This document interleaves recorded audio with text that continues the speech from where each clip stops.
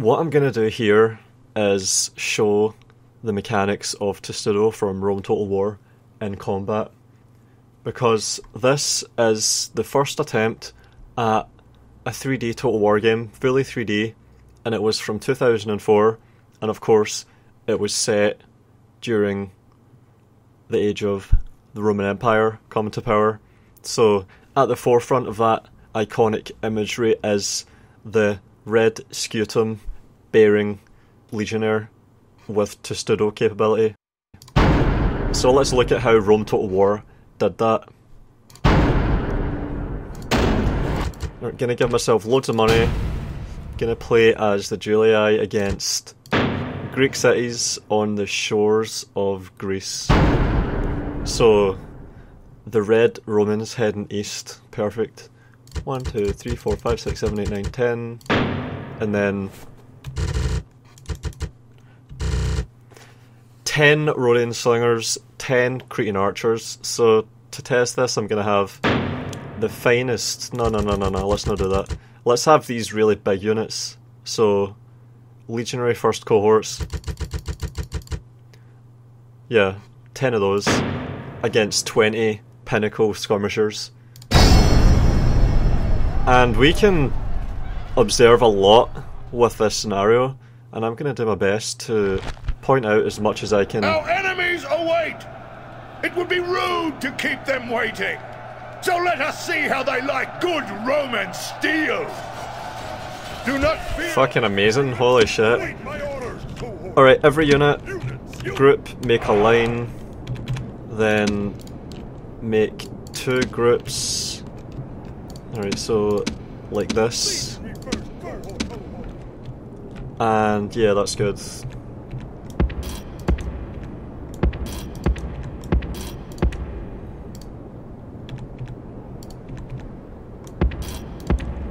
Fuck.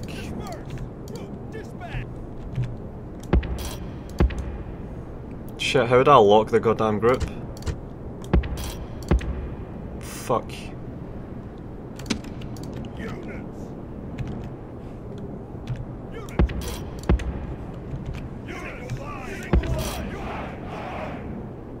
Alright, that'll have to do, goddammit.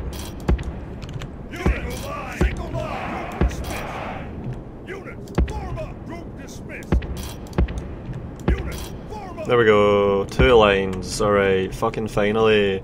And now I can Testudo all of these, and then I can have these guys face the front, and yeah, this is a good test, potentially. So this should spread out the aggression, the exposure quite evenly, if I do this properly. So we've got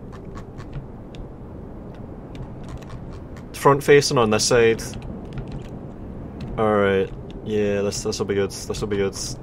And this should showcase a lot of stuff that I want to look at. Units forward! Look at that, it doesn't allow me to put them on top of each other. But that's it, that's what we want. So now we have equally spaced, alternating facing along the whole length for 10 units, and we can see how the AI handles that. Alright, I'm gonna specifically... So that's pretty flat. And then this one a little bit further back as well. So we can observe the same enemy units regarding our units differently depending on this change, and that looks good. So all I've done is Testudo them in this pattern, and now we see how the AI responds to that. They're coming uphill, but that shouldn't matter. They have so many that they should still, of course, be totally effective, even though they're firing up a slope, kinda. Legionary first cohorts. First cohort! Stand in formation! I'm gonna do this while I'm waiting. I'm gonna show how they go into formation. I've already done this before, but... So the shields are to the left. Form Testudo!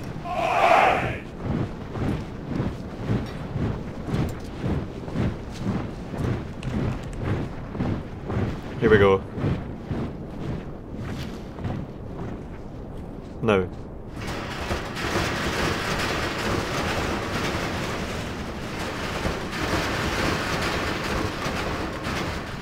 And look at how they push forward to compact the formation. What an amazing touch, holy fuck. Legionary first cohort. And now I'm going to move them forward a bit. To be in line.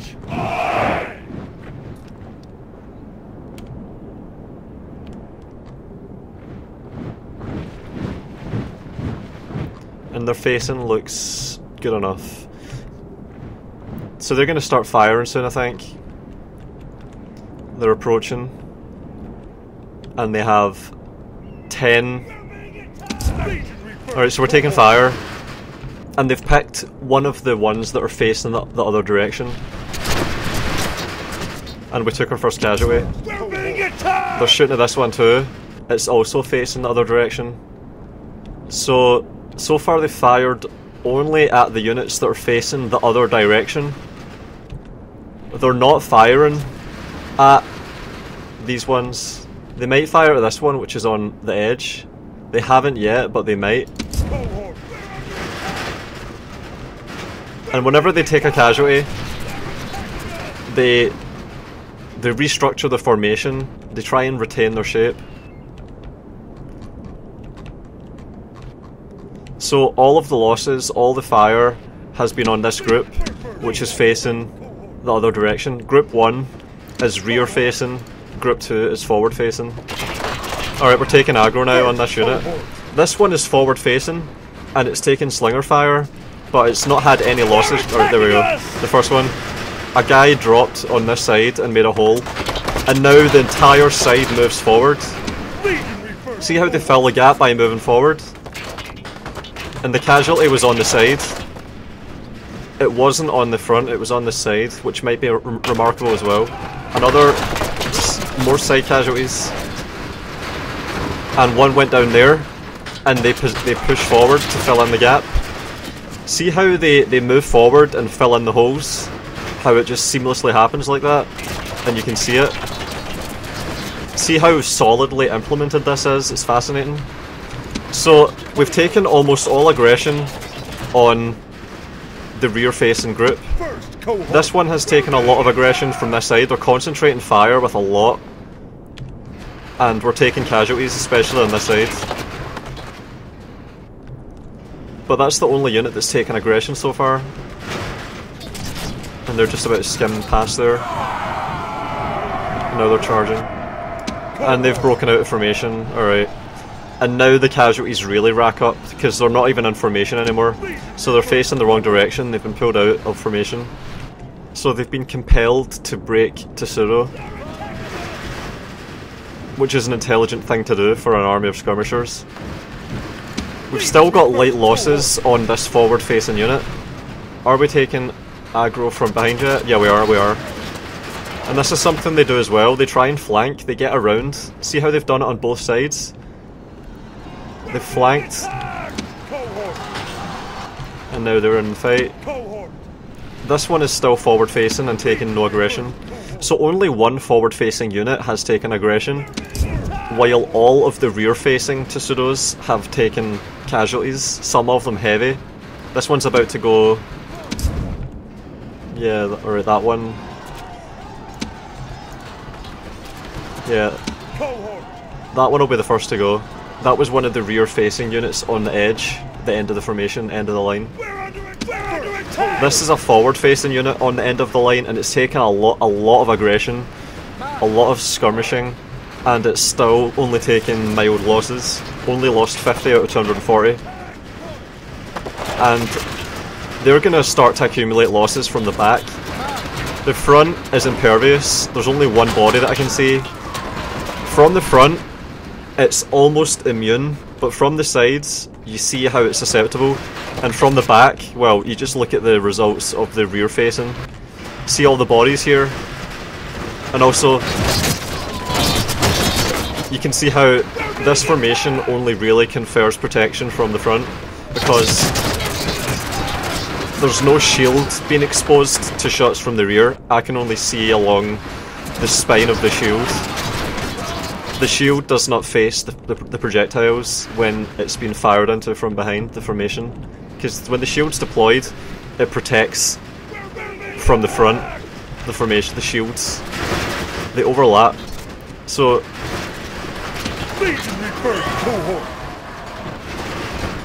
yeah, you can really see it there.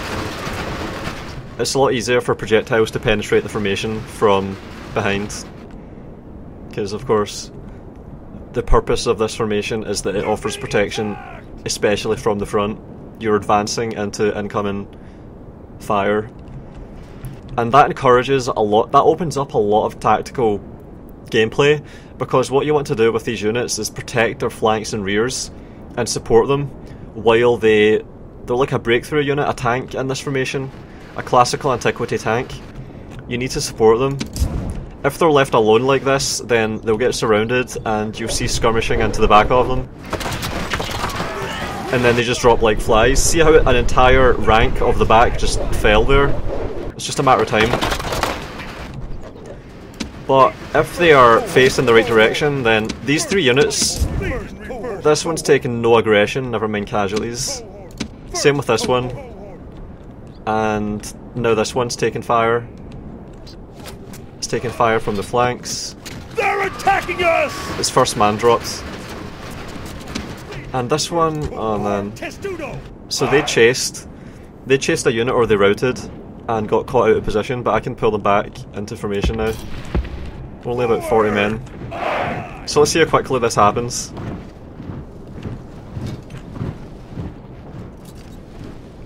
And then they'll turn, they'll wheel about on their axis and then start marching. Alright, there we go. A 50-man Testudo. And they're marching. They're wheeling about. And they're going to get back into formation, fall in line. And look at this. Oh man, all of the losses have occurred from the back. Almost no formation reshuffling has to occur because all of the casualties happen at the back. And those are the men that are meant to fill in the holes. And this one, which was right on the end of the whole time, it still has nearly half of its men, even though it's taken fire from all of these units, or it's the most intuitive target. They've preferentially targeted this unit, which is rear facing. So once that rear facing unit breaks, it'll be interesting to see what happens to this one, and this one, which is almost full. And these are coming back. Standard bearer is down. See how they're impervious? Almost nothing is happening. Legionary first cohort. Yeah, it's great. Only 6 casualties on this unit this whole time. And even this one's still alive, but they're charging it now. And they've been charged. And they're engaged. And they're broken over. The other unit's broken. The one on the end is broken. And they've broken out of formation. They've dropped Testudo, and they're engaging in the melee now because they've been pulled out of Testudo. So this would be the great opportunity for the combined arms. So this one is engaging in the melee, pulling them out of formation, and now these units can combine their arms so they can skirmish into the flank. But they're going to charge and just go for the break. That works too, hammer and anvil. And you see them turning around. They were caught up. Yeah, now they broke. Nerve has broken, and he is fleeing from the enemy. And this forward-facing unit has been pulled out of formation. Likewise. Wait, is this? Yeah, that's the forward-facing unit there.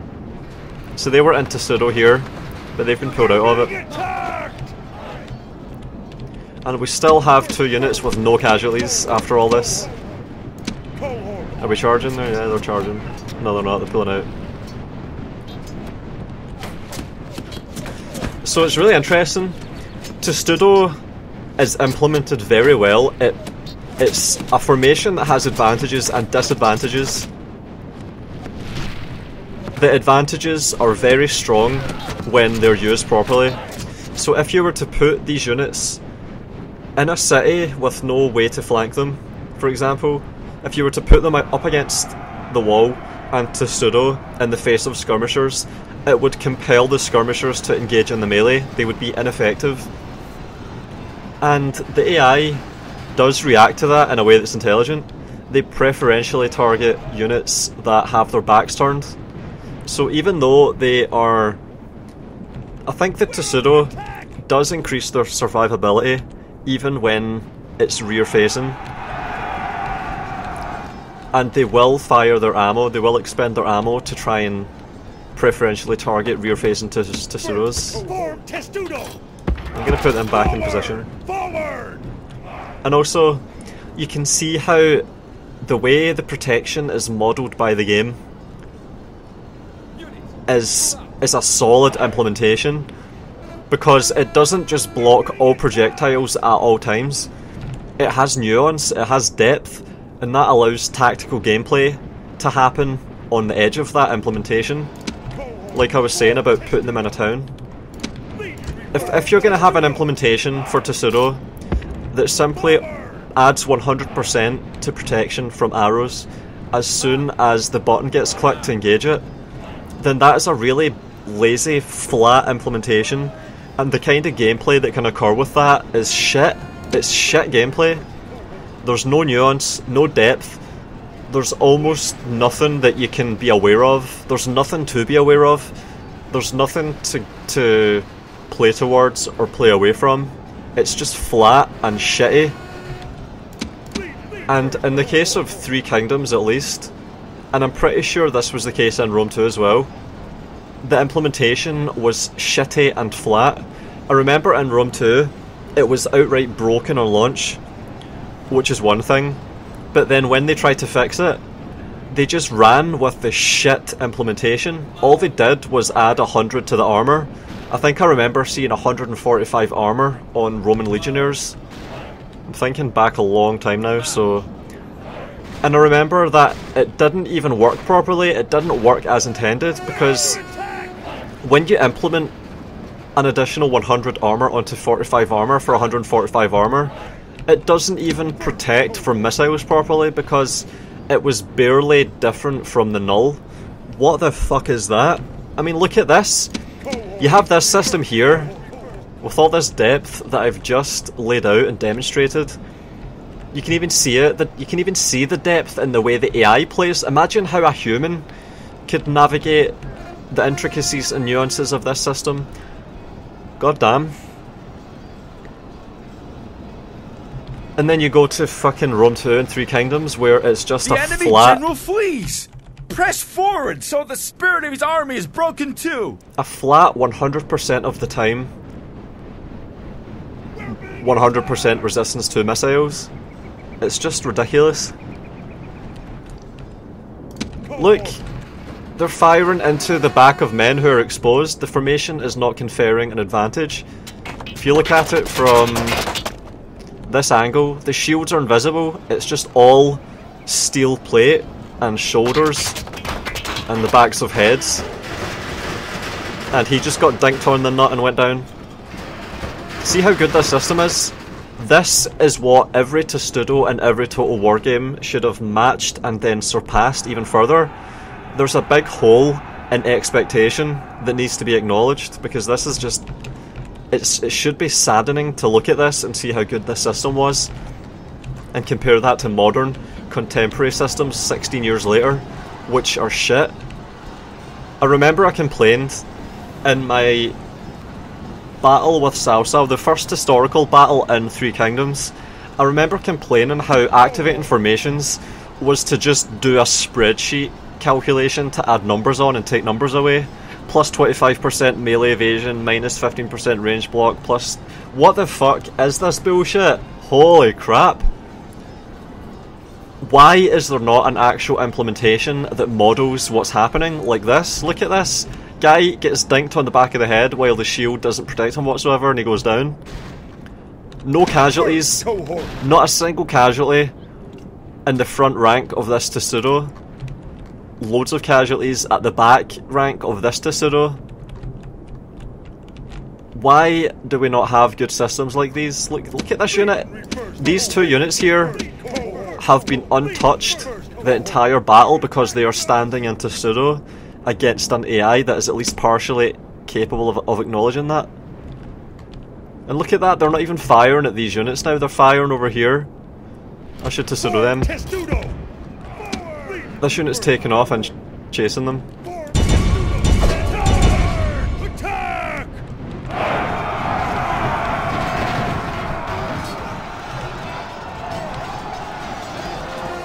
And now the melee begins, and they've run out of ammo. I think that might be why they're in a melee. And they're fighting uphill against tired Rhodian slingers that have expended all their ammo probably. Alright, I'm gonna fast forward now. Let's see how they handle the remainder. They're still firing. And my units are all routing there. Cool. And this one, I'm gonna bring them back. Alright. So I've got 4 units left. And they should still have ammo. This one's finally taking casualties after what is that? How many minutes is that? Cohort!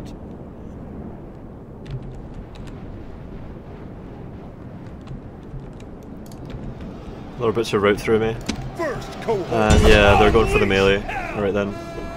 I think we might win this because they ran out of ammo because our Testudo conferred such a protective advantage. This is how you deplete the ammo of the enemy.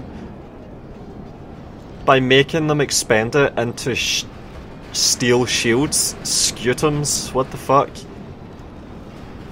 Why do we have this bullshit in modern Total War games where you're just cheesing the fuck out of the AI to get them to use all their ammo? This is how you do it. What do you shoot at this to effectively defeat it? You've got disciplined Roman infantry tactics at your disposal, and that is how you waste the ammo of the enemy. That's a good way to fucking waste their ammo. I shouldn't have to use Sabre Cavalry Militia with 85% range block chance and just kite enemy archers into using up all their ammo.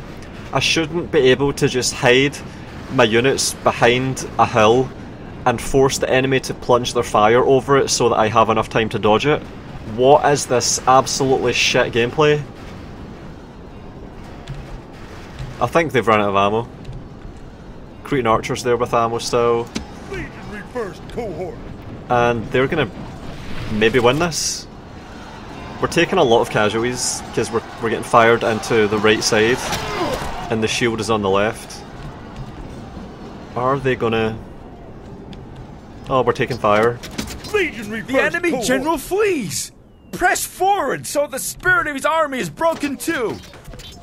The enemy general is slain, and now his men fear us! It is time to press the attack! Alright, let's go. Fall back into the lane. Although we're going to take rear fire. Look, they're doing it again. They're firing at the back of this Testudo. And I'm going to turn them around now, because I've made my point. I like how there's 2 little indicators there as well. They're charging. And they immediately break Testudo and take them on in the melee. Are they all written? No, they're not. They're reloading. Alright.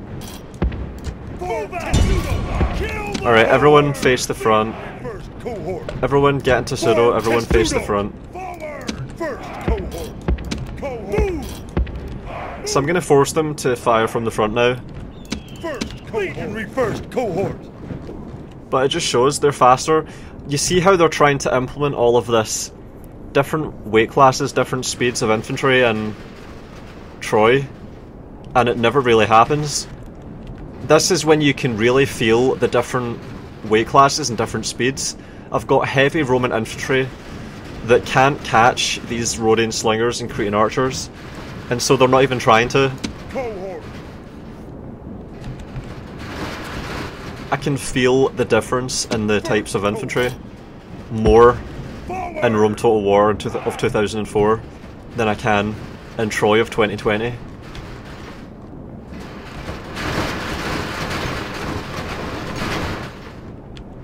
And they're firing good.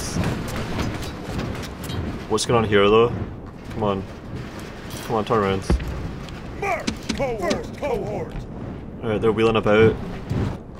And do you see how there's so many disadvantages to this formation? It's so clunky, so slow. It has such low mobility and flexibility, but it confers an earned advantage. You earn your protection against missiles with this inflexibility. Units, move out. It doesn't feel like that in Three Kingdoms. In Three Kingdoms, you just click a button and immediately, or well, 3 seconds later, that's how they do it. They simulate it with a timer, whereas in this game it just actually happens. Alright, so they're going to wheel about and then move towards here and then reface. See how they had a good system and all they had to do was make it a bit more slightly intuitive and it would have been great. Instead of just shuffling back to the left a bit, they turn on the spot, reface, and then push forward to the destination and then reface. So now they're going to move over to here, and then the whole unit is going to rotate 135 degrees until it's facing the front. Do they have any ammo? And yeah, I forgot about these guys. Wow. I hope they have ammo. If not, then that'll be funny all on its own. And look at that. It works. Are they going to charge? I think they are. Oh wait, I heard an arrow. Yeah, they have some ammo. Move out. And they're going for this one. No, they're going for that one. First cohort. Still no casualties on this unit. Every man alive. Every man alive. Units, march. Dismayed by the loss of the battle. Yeah, balance of power is immense. But 62% for 62%.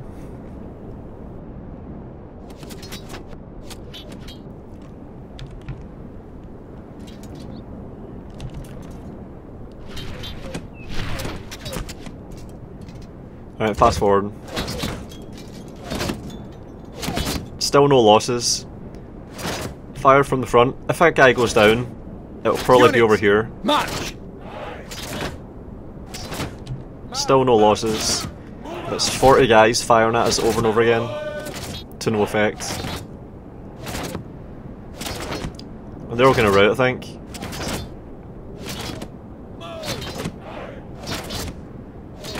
Still no losses. Yeah, and that just shows there's no bullshit going on. These guys are not impervious to arrows. In order for this unit to have taken a loss, all that would have been required is for one of these archers or slingers to go all the way around the formation and fire into the back. But it never happened once during the battle, even though the AI did make a decent attempt to do it. And so every man in this unit survived. They earned their survival with the Testudo, which has strengths and weaknesses, and only the strengths were presented to the enemy in all of the situations where this unit interacted with enemy units. And that's exactly what you want. That just happened by accident in this fight, because it was such a big fight, a big complex fight, and this unit alone had a perfect battle. The enemy army is in flight! Pursue them and drive them from the battlefield! But you could do this deliberately in a city. You would put this unit in a choke point with no possibility for flanking, where it could only come up against skirmishers, and it would have a similarly good outcome, and it would be earned tactically and appropriate, and it would just be spectacular to see happen. And that's what is made possible by a game like this. See if all of these units had a 100% protection from arrows at all times, like in Three Kingdoms, this battle would have been totally different and it would have been way worse for it. And that's all I have to say about that. Let me know what you think. Victory is ours, but only by the narrowest of margins.